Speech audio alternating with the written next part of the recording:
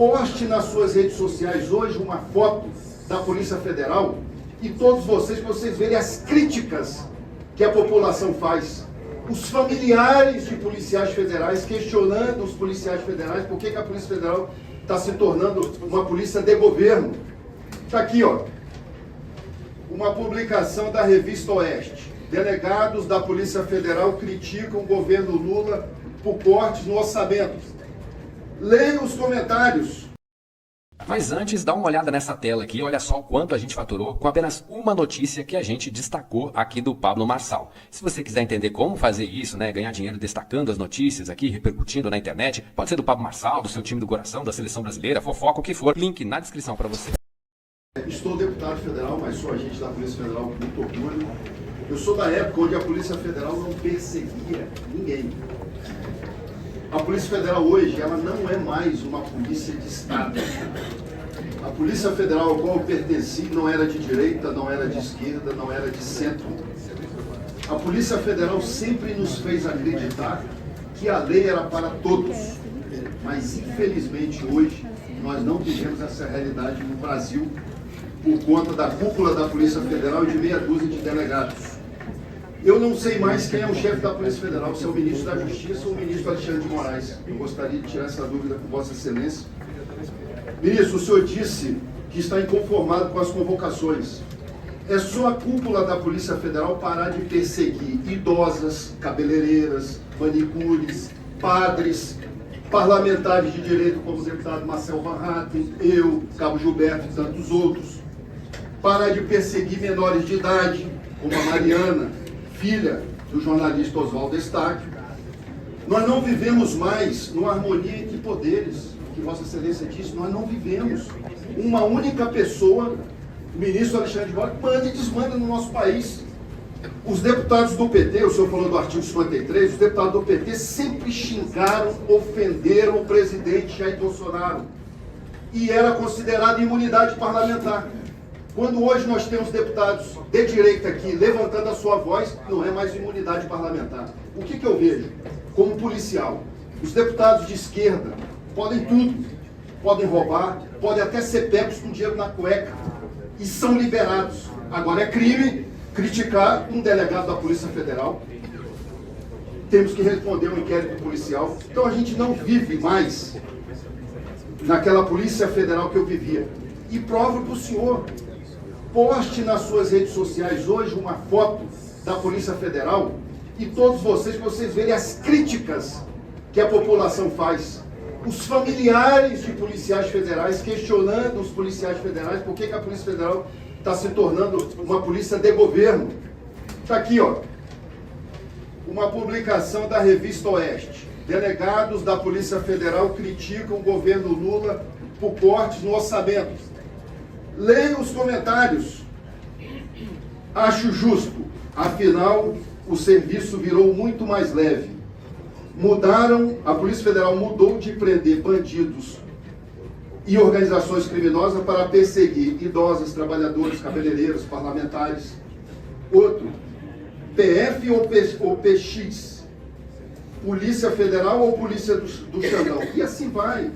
Essa é a Polícia Federal de hoje, que indicia um padre por tentativa de golpe.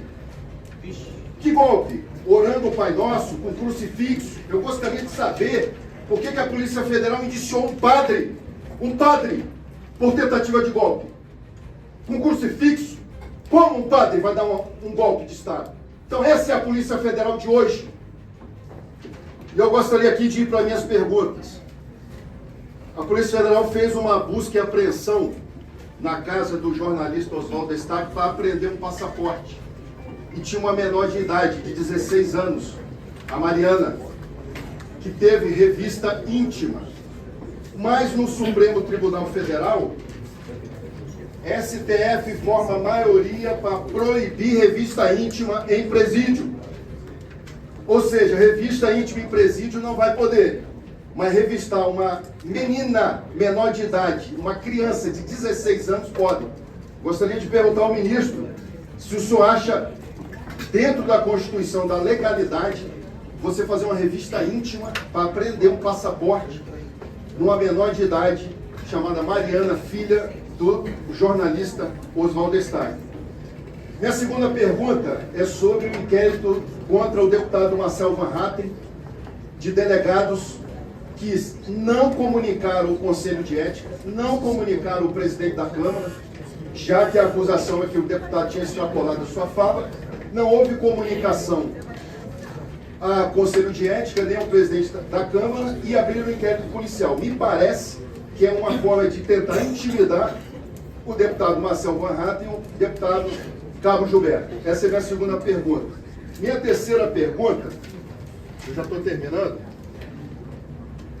Sérgio Cabral, já estou terminando. Sérgio Cabral foi condenado a 430 anos de prisão. Foi solto e pode concorrer, diz que quer ser deputado federal. José Disseu, condenado a mais de 23 anos de prisão. Foi solto, hoje pode concorrer a deputado federal. O diretor da Polícia Federal, André Rodrigues, numa entrevista, disse que o policial federal, ele quer enviar uma PEC, e o policial federal não pode ter o direito de se candidatar. O policial federal tem que fazer política da porta para fora. Se quem rouba, quem é condenado por corrupção, lavagem de dinheiro, pode até ser presidente da República, por que um policial federal de conduta ilibada não pode se candidatar? Porque nós somos, em maioria, de direita. E para terminar, a maioria dos policiais federais discordam do que vem acontecendo com a Polícia Federal. A maioria.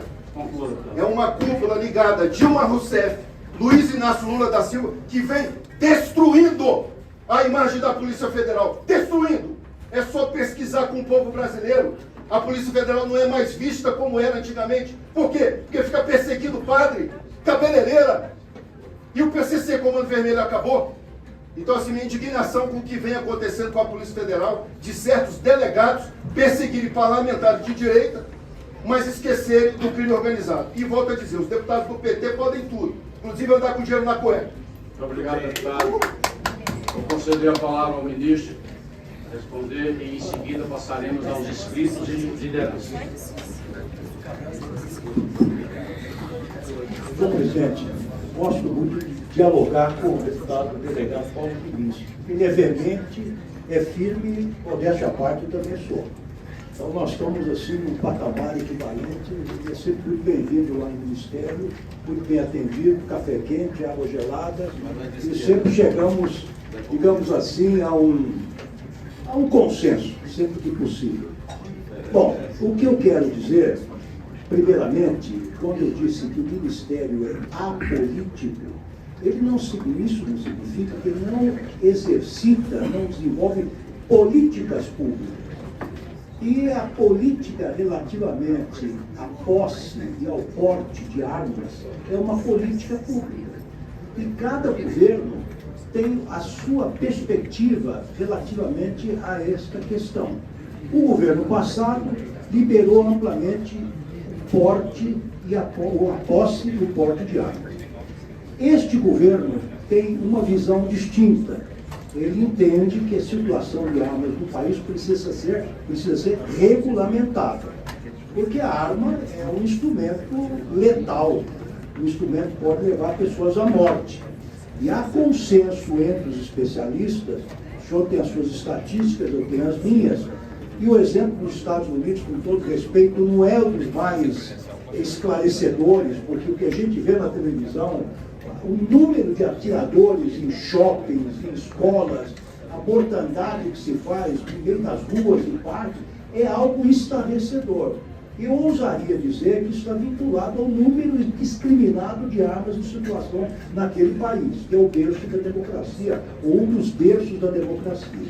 Então, nós sim fazemos política pública, nós, o Estado brasileiro, a administração pública, toda vez que se tem um instrumento que pode apresentar perigo para a sociedade, seja ele qual for, mas vou dar um exemplo, o automóvel.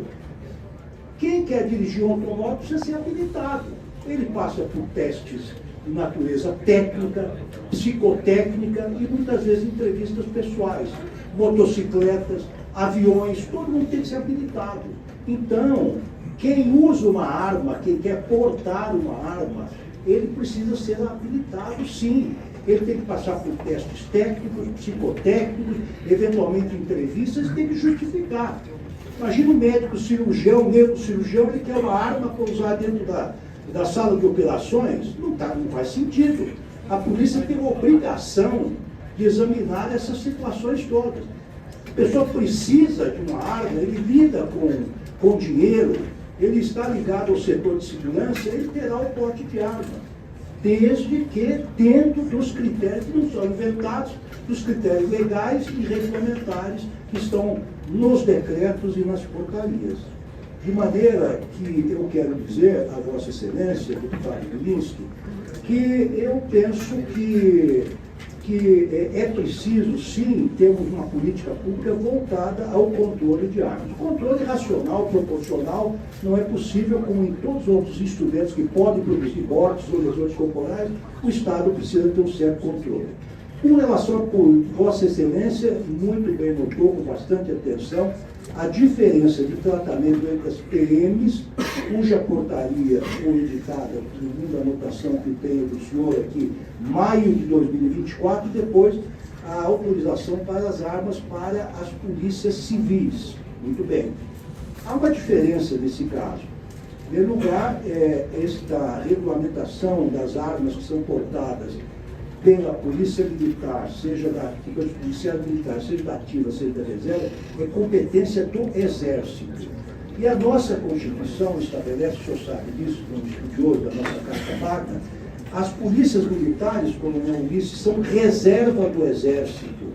Portanto, elas podem ser convocadas no momento de perigo nacional. Sim. Veja então, Vossa Excelência.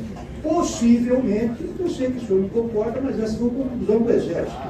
Possivelmente, há essa distinção entre o número de armas que pode portar um policial militar de uso restrito, que são 4, e um policial civil, que são 2 de uso restrito, não é? Para uso pessoal, e nós, salvo engano, a possibilidade de aquisição de munição agora são 600 munições por ano. Dá para fazer uma guerra, um policial civil dá para iniciar uma guerra. Um grupo de 10 são 6.000 balas. Bom, então, essa eu penso que é a explicação. O que nós temos que regulamentar, nós fizemos, é a questão do porte de armas dos policiais civis. Por que demorou de maio a novembro? Porque a questão era muito complicada. Não era só policial civil.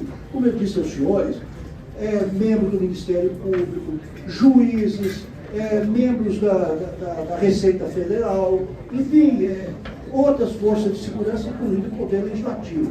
De maneira que nós tivemos que contemplar todas essas legislações. E olha, e com todo respeito, de maio a novembro, nós andamos muito rapidamente e entregamos aquilo que o senhor tanto desejava e tanto ansiava, a possibilidade do policial civil se defender com armas de uso restrito e com a compra de munição adequada para se defender dos seus antagonistas, membros da polícia do crime organizado.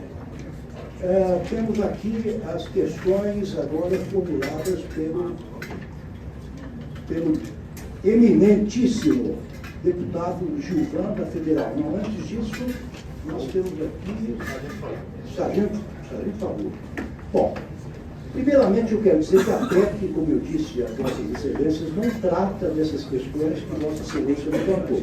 Não trata de porte de arma, não trata de algemas, não trata de procedimentos que diz respeito à atuação da polícia, porque isso é até matéria para ser regulada por norma infraconstitucional. Até que trata de competências, trata dos 3 níveis político-administrativos da Federação e trata também de uma ligeira ampliação, na verdade, uma consolidação da prática hoje já exercida pela Polícia Federal e a Polícia Rodoviária Federal.